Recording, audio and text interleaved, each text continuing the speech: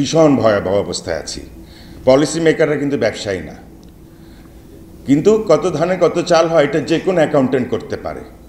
আমি এই বাড়তি গ্যাস রেটে হাতেম ভাইও বলে গেছেন যে আমার প্রতি গজে কত ইম্প্যাক্ট হবে, পারভেজ ভাই বলেছেন। তো এগুলো তো ইন্ডিয়ার প্রাইস কত, আমাদের প্রাইস কত, 2 সেকেন্ড লাগবে এটা বুঝতে। অ্যাজ ইট ইজ কিন্তু আমাদের 40% প্রবৃত্তির হার হচ্ছে ইম্পোর্টের সুতার। গত বছর 2024-এ 40% আমরা সুতা এক্সট্রা ইম্পোর্ট করেছি। তার মানে কি গ্রোথ হয়েছে ইন্ডিয়াতে, ভ্যালু এডিশন হয়েছে ওখানে, জবস হয়েছে ওখানে, আমি ফিনিশ প্রোডাক্টটা নিয়ে আসলাম। It's not correct. আমরা তো আমাদের গড়া ইন্ডাস্ট্রি, গড়া সেক্টর অন্যের হাতে তুলে দিচ্ছি।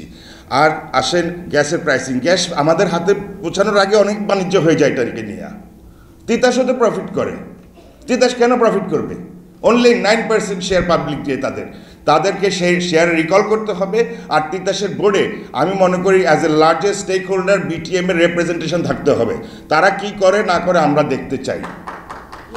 বিপিসিতে আমাদের বোর্ডের ডিরেক্টর থাকতে হবে, বিজিএমএ, বিকিএমএ এবং বিটিএমএ আমাদের তিনজন থেকে, এবং আমাদের যে অর্থবিদ যারা আছেন, কনসালটেন্ট যারা আছেন, ওনাদেরও থাকতে হবে। ওরা কিভাবে কি পরিচালনা করে, কেমনে চুরি করে, আমরা সব ধরবো। ওদের প্রাইস কেনার সময় আমরা দাঁড়িয়ে যাব যে ওদের প্রাইস পারচেজিং পলিসিটা কি।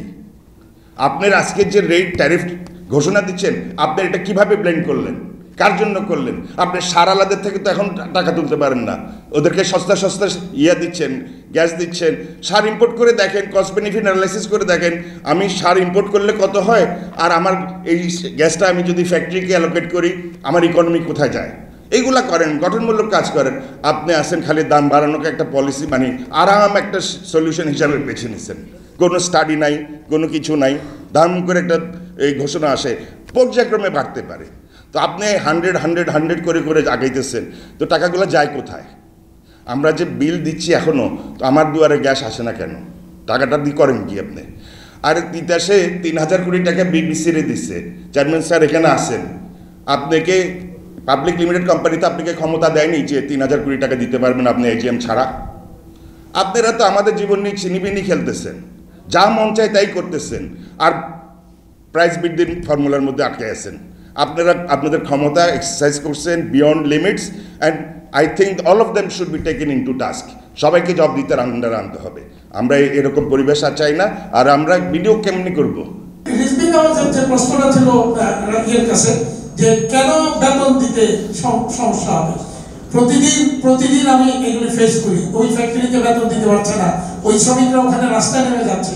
কারণ তার যেমন আমি একটা উদাহরণ দিই, গত 3-4 দিন আগে আমি দিল্লিতে, তখন আমাকে আমার থেকে ফোন করছে যে তিতাসের লোকজন আসছে, লাইন কেটে দিবে। কেন? যে তারা একটা ভৌতিক বিল ধরিয়ে দিয়েছে। বিলটা তারাকে বলছে যে তারা যে মিটার দিয়েছে, এই মিটারের পালস মিসিং হয়েছে। এই পালস মিসিং এর কারণে 16 কোটি টাকার অতিরিক্ত একটা বিল 18 মাসের হিসাব করে দিচ্ছে। 18 মাস আগে একবার 2,39,00,000 টাকার একটা এরকম পালস মিসিং বলে বিল ধরাই দিচ্ছে, ওইটা তখন পরিশোধ করছে। তাহলে আপনারাই মিটার দিয়েছেন, সেই মিটার পালস মিসিং করে একবার চেঞ্জ করলেন, আবার এখন এসে বলতেছেন যে পালস মিসিং এর কারণে 16 কোটি দিতে হবে। এটা তো হইতে পারে না, এটা তো অন্যায়। তাহলে ইন্ডাস্ট্রির উপর একটু জুলুম কেন? এটা আমাদের প্রশ্ন।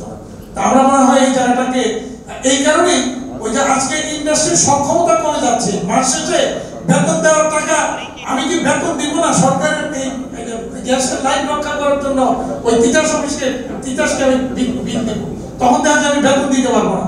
এই পরিস্থিতি যাচ্ছে।